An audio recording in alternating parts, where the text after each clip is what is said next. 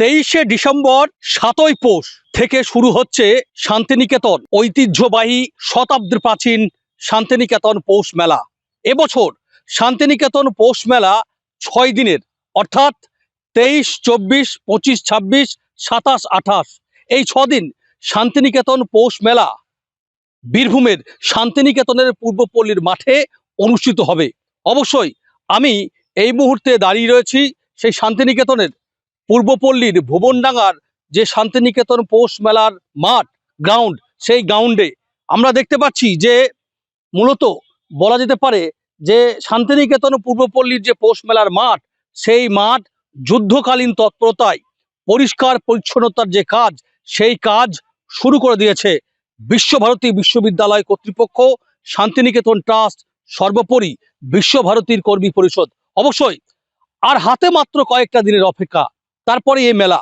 ঠিক তার আগে যুদ্ধকালীন একটা প্রস্তুতি।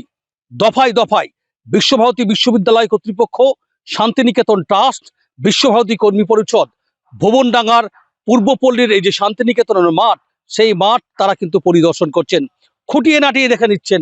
বিনোদন মঞ্চ, যেখানে এই 6 দিন বিশেষ করে বাংলার বিভিন্ন জেলার লোকশিল্পীরা যারা আসবেন, বাউল, সুফি, ভাদুগান, যারা বাউলের একতারা সুর, যেমন শান্তিনিকেতনের কবিগুরু রবীন্দ্রনাথ ঠাকুরের এই মেলাকে মুখরিত করবেন, ঠিক সেভাবেই এ রাজ্য তো বটেই, দেশের বিভিন্ন রাজ্য থেকে নামি দামি স্টল আসবে এবং শান্তিনিকেতন পূর্বপল্লীর পৌষ মেলার মাঠে তারা বসবে।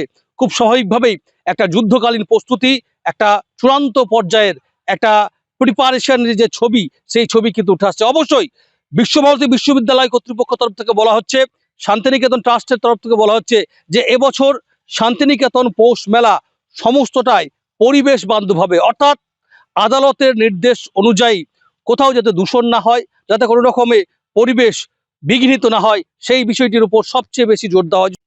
সেন্ট্রাল অফিসে বিশ্বভারতী কর্মী পরিষদ উপাচার্য উপস্থিত ছিলেন, চেয়ারম্যান ছিলেন, এবং আমরা শান্তিনিকেতন ট্রাস্ট মিলে বৈঠক করেছি। যথারীতি সমস্ত সাব কমিটিস যারা মেলাতে বিভিন্ন দিকে কাজ করবে সেই সমস্ত তৈরি হয়েছে কাল, এবং মেলা আমাদের যথারীতি 6 দিনেরই হবে পরিবেশ আদালতের নির্দেশ।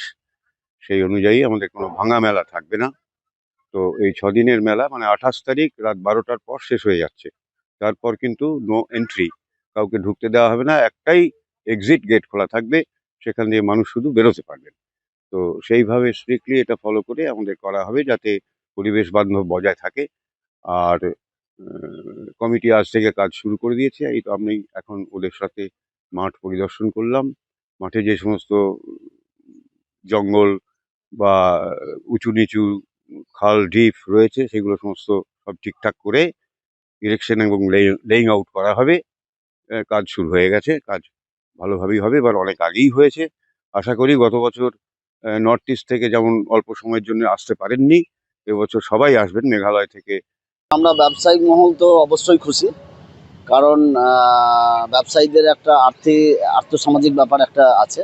সেখান থেকে আমরা মাননীয় উপাচার্যকে প্রথমেই যিনি ঘোষণা করেছিলেন যে পৌষ মেলা হবে, সেদিন থেকেই তাকে সাধুবাদ জানিয়ে এসেছি, এখনও জানাবো তার জন্যে।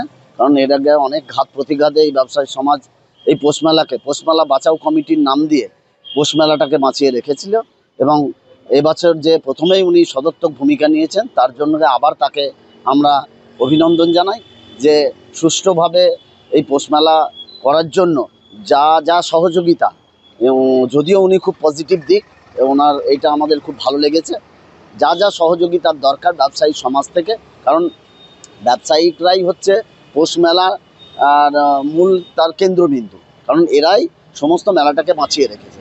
ফলে সার্বিকভাবে এই পৌষ মেলাটাকে বাঁচিয়ে রাখার যারা হোতা এবং বিশ্বভারতী উপাচার্য মহাশয় যে আমাদেরকে একটা সদর্থক ভূমিকা এখনো পর্যন্ত করে গেছেন, তার জন্য অভিনন্দন জানাই, এবং সুষ্ঠুভাবে যাতে এই মেলা হয় তার জন্য আগাম অভিনন্দন জানিয়ে তাকে আমরা সমস্ত সহযোগিতার হাত বাড়িয়ে দেবো, এই নিয়ে আমরা অঙ্গীকারবদ্ধ। প্রতি বছরের মতো এবারও আমরা খুব আশাবাদী।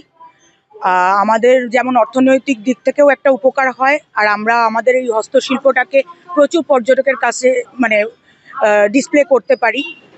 সেক্ষেত্রে আমরা খুবই খুশি।